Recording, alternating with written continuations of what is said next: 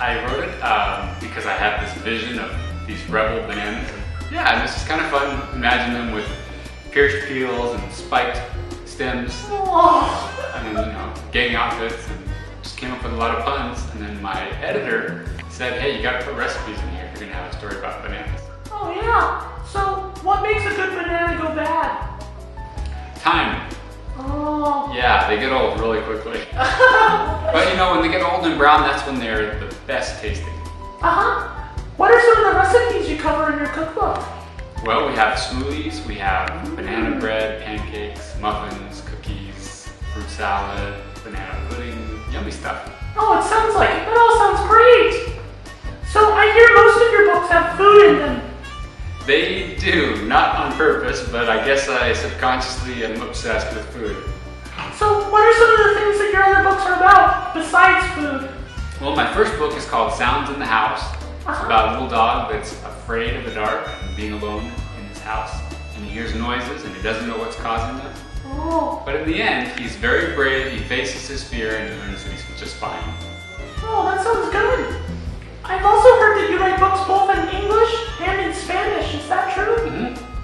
Yes, I like to write for both audiences, especially for people who want to learn another language.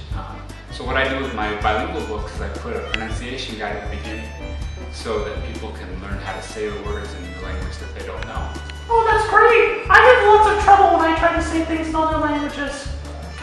Could you tell me the coolest thing that happens in any of your books? The coolest thing is probably the surprises at the end. Oh! Yeah, most of my stories have something unexpected at the end. So either it's a surprise in the plot, or there's online secrets, or there's food secrets. So it's kind of fun. Oh, it sounds like it. So if I were to only read one of your books, which one would you recommend? That's tough, I know. Maybe two. Probably Sounds in the House. Because it teaches you to face fear, it teaches you that you can be strong when you're afraid, and it's about friendship. Oh, great! Well, what are some of the books that you like to read? Oh, I like to read mysteries, I like to read fantasy, I like to read everything. Biographies, boring history books, I like them. Well, how did you become a writer, Karl? Really, by accident. Although I did study journalism, I never intended to be a reporter. But I got good writing skills that way, and wanted to share some stories that would just come to me, and so I would write them down, thinking that, when I'm old, I'll get those published.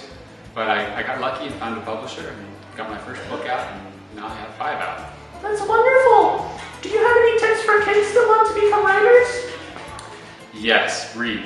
Oh! Read. And the other thing you have to do is to write every day, because sometimes people think, oh, I'll just write that story later, or I'll put it together later. But if you write a little bit every day, then you'll actually make progress. Those are awesome tips! I love them! Well, thanks so much for talking to me, Karl. Sure, happy to be here, Earl. Oh. And thank you for joining us today for this interview with Karl Beckstrand. I'm Earl, spokespuppet for the Salt Lake City Public Library, encouraging you to pick up books by Karl Beckstrand at your local public library. See you next time. Bye.